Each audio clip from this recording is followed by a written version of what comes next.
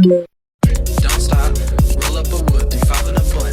All black fit, bitch, I'm keeping it tucked. Pulling with the bass and I'm making it stunt. Let's have some fun, baby. Trying me on smoke, it like a run. Came from the back, now they see me in the front. Leaving the dust while I'm stacking up the front. Hawken, the magnum opus of mech shooters. After I got shot and thrown in a ditch, I tried playing other games like Titanfall 2 and Gundam Evolution, but they never came close. But hey, now it's back, revived, and what better time to glaze Hawken and drop the first tutorial in like 10 years for all the fresh prey. I mean new pilots.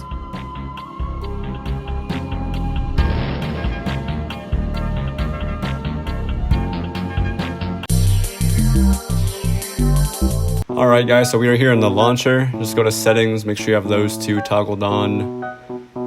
Just go and launch the game. Just click through all this random stuff. And we are in. And what the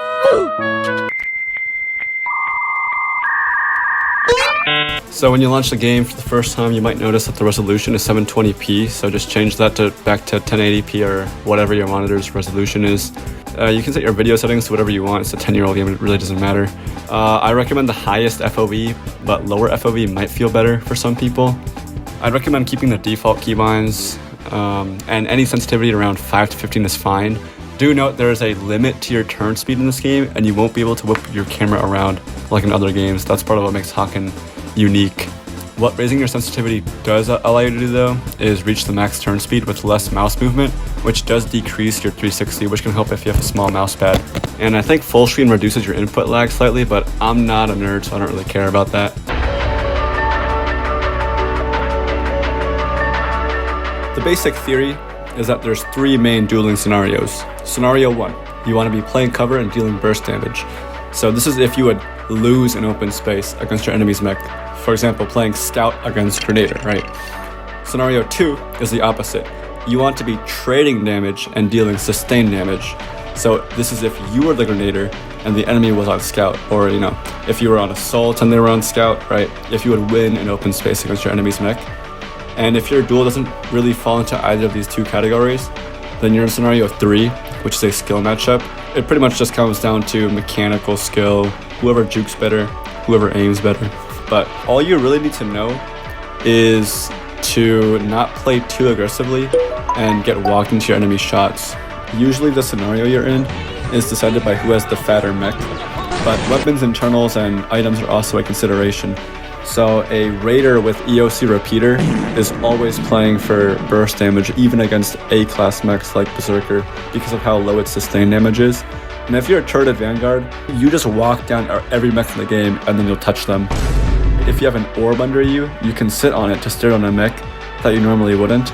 Or if you have a turret in the corner of the map, then you can play a little bit more out in the open to let the turret get some damage in. With all that in mind, you should always play unpredictably and put yourself in favorable positions to land shots while juking your enemies.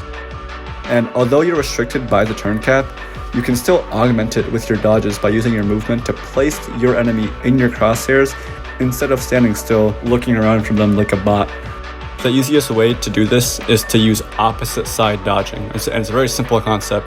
If the enemy dodges in one direction or goes to the left side, then you dodge to the right, and vice versa. And this effectively makes you turn faster. As you can see in this clip, he goes past me, I dodge in the opposite direction, and my crosshair's on him faster than if I just turn my camera regularly.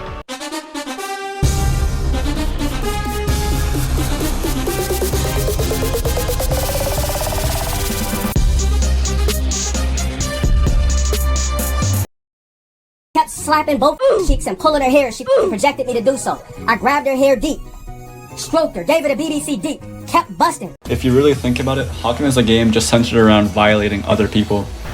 Go.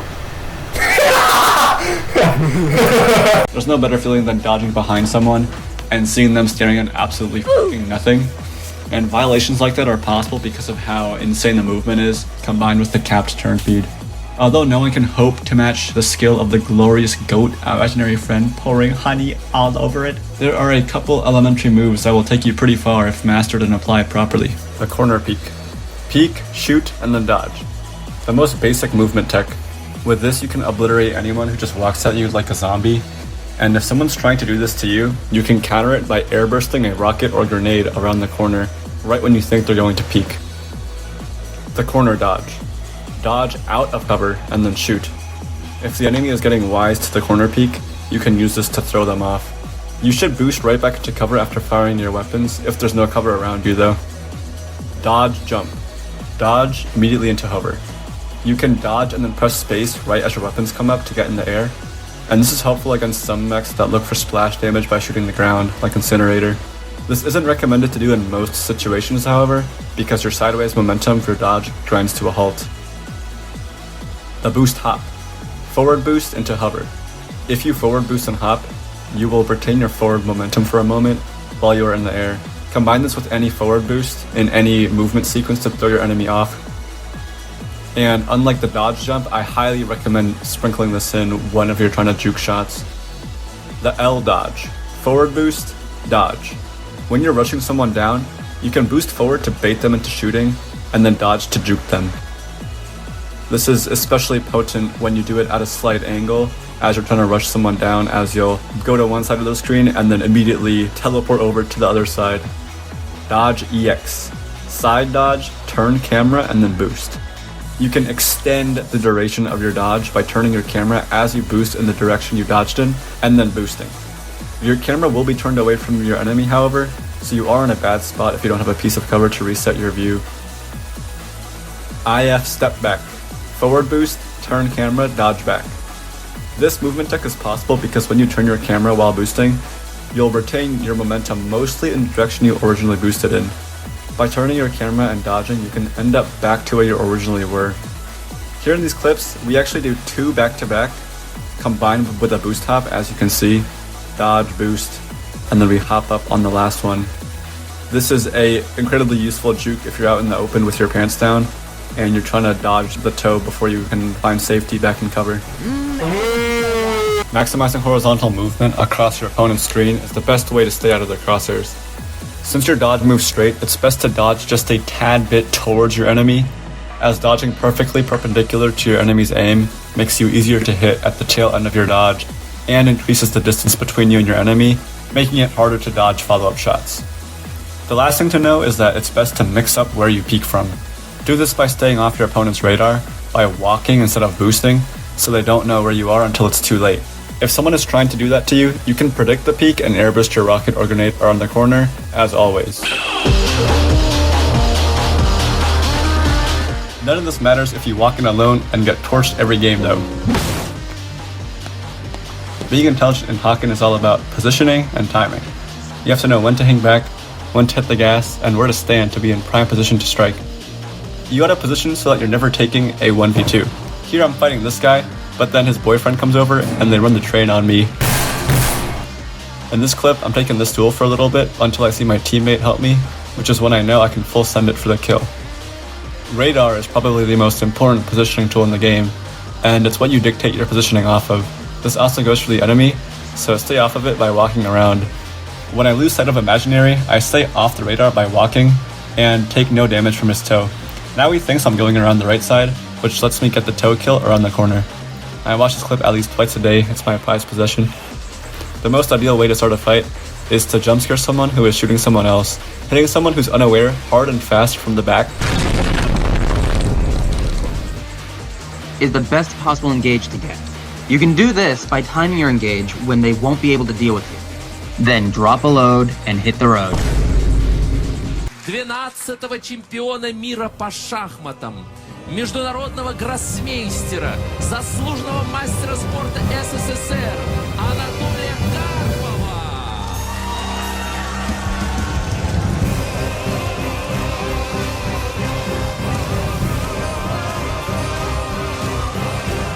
Alright, jokes aside, I have an imaginary friend here with me for this section.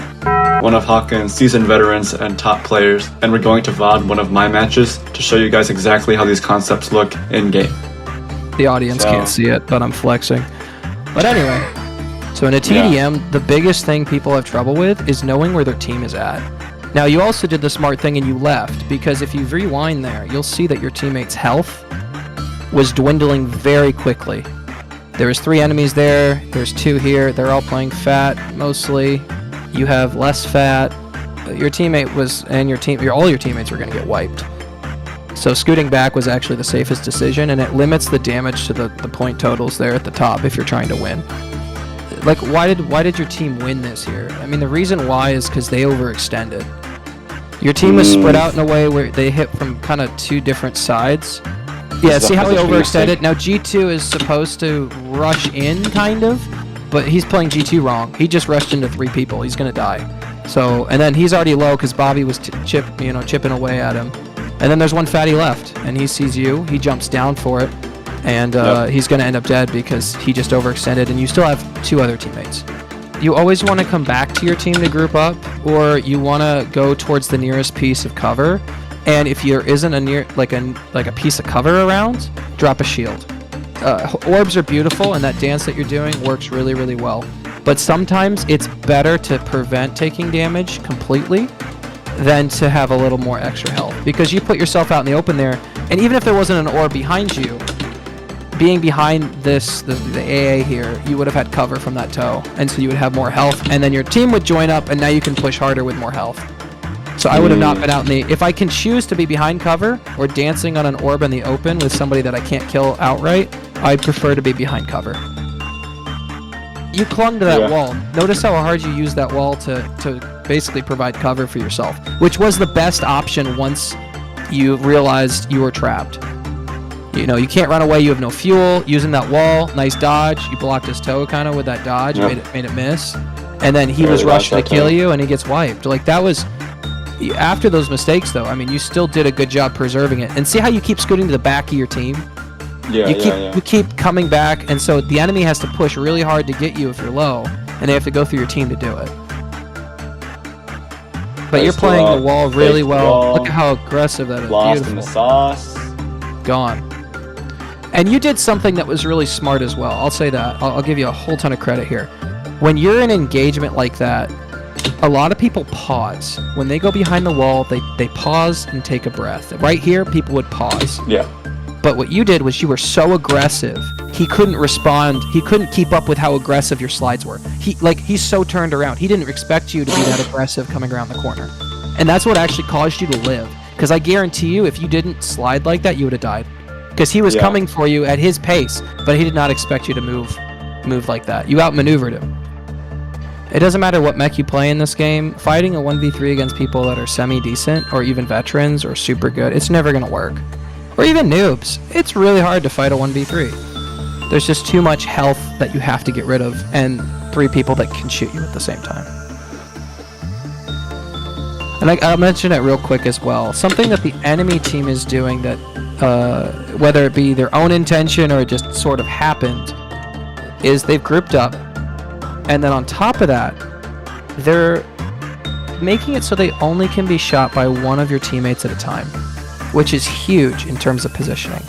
You don't want to just jump up out in the open in front of 5 people, even if it's half a map away, because they can all shoot you and it's over. You'll still have no health by the end of it, even if it's just an AR or a submachine gun, or a Reaper for that matter.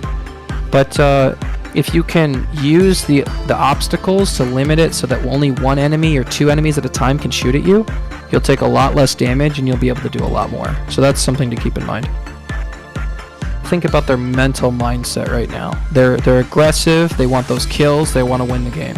They see the score, they see the time. They're going to push hard. So you kind of want to lure them into a trap. And the best thing to do actually with that is to not shoot as soon as you see the enemy. Wait. Because if you just start shooting them the first time you see them, all of a sudden they can just walk back to their team and heal up. Get them into the lion's den, and then from there you can take them out. And that's beautiful toe timing. Juke his bubble. Yep. And that's the game. Yep, that's it. And it's because their team broke apart and they overextended because they wanted that kill. Another thing is people don't play as a team. They're not coordinated together. They're not really looking where their teammates are. They're looking where the red dots are. If you look where your teammates are and not where the red dots are, if you hugged a teammate the whole match, tree hugger, do it.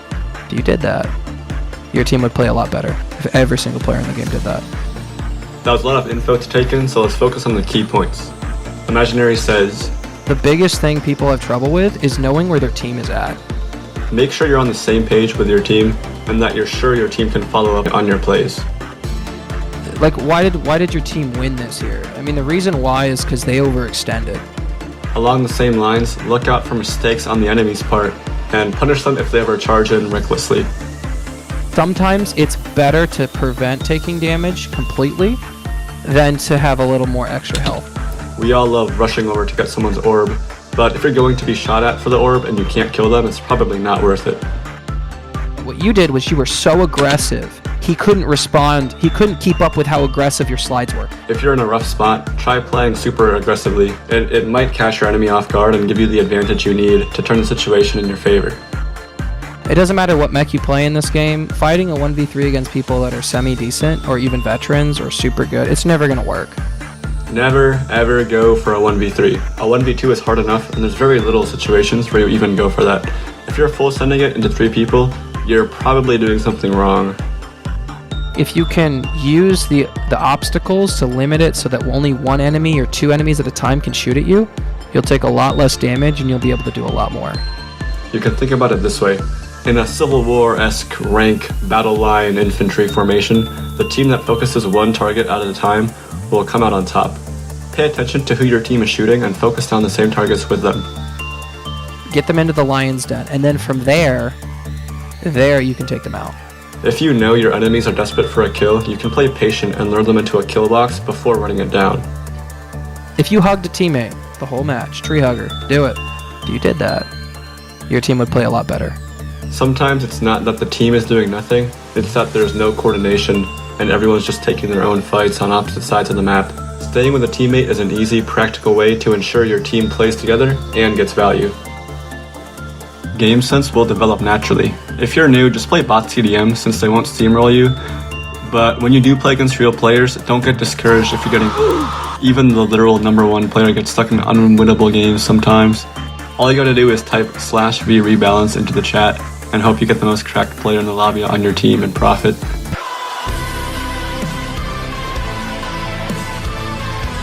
So I wasn't going to make this section of the video. Low-key, I was just going to end it there, but it would be retarded to make a video about a mech game and not talk about the mechs. So if you're starting out in the game, I would recommend having 1 mech for each weight class. The most beginner-friendly mechs for each class is Berserker for the A-class mechs, Assault for the B-class mechs, and Vanguard for the C-class mechs. Now, before you buy any mech, check the deal section of the market, as buying a mech from there, as opposed to the mech page, lets you start with 2 weapons unlocked instead of 1. And you start out with a good chunk of money. I think the default is 75k. So you can comfortably buy and kit out 3 mechs, and have money left over to buy more mechs once you start figuring out your playstyle. You start out with 1 assault mech, so let's go over to the garage and fit that one out first.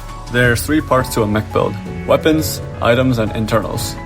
Your weapons are initially fixed, but as you play more games and rank up your mech to rank 3 and 5, you'll unlock the other 2. Usually the prestige gun is the best one on most mechs, and that is the case on Assault. Items work like they do in any other game. The only catch is that the only way you can restock them mid-match is by blowing up. So go ahead and buy Bubble and Repair Kit. Now you can heal mid-fight and get 1 guaranteed safe repair off. Usually. The most important part of your loadout is your internals, which are passive buffs. On most mechs, air compressor is a must-have, as it lets you dodge in the air. But since you're a noob, be Sigma and don't care about that. Go and install Advanced Repair Kit, which lets us get more HP from fallen enemies, as well as a repair charge item, Armor Fuser to give us passive regen throughout a long fight, and a basic deflector to help us tank a little better. You gotta use internals that will help you the most in the situations you'll find yourself in the most often. For example, Berserker likes using Fuel Converter as it allows it to stay in the air more often. Grenader runs Replenisher so that it can keep spamming its ability through the fight. Just think about it, you goofy. Everything else in here is cosmetic, so feel free to drip out your mech or make it an abomination, your choice. As you play the game, you'll get a feel for what you like best. Assault is reliable and flexible, so perhaps you stick with it, or you play something a little more tanky like Vanguard. G2 Raider has lots of HP like Vanguard, but also moves really fast. Rocketeer is great if you like the opposite, slow-paced and tactical gameplay. I personally like hit and run, so I mainly play Scout. There's tons of options and you get money at a very generous rate as you just play the game, so feel free to buy different mechs. The last thing to note is that all mechs have a special ability that you can activate with F. Just make sure to use that. Yeah. So that's all I have for this video. Big thank you to the GOAT, imaginary friend, elastic maple syrup, slathering the strawberry jam on the toast for helping me out with the video. If you watched until the end and haven't installed the game yet, what are you doing? Go install it. Now.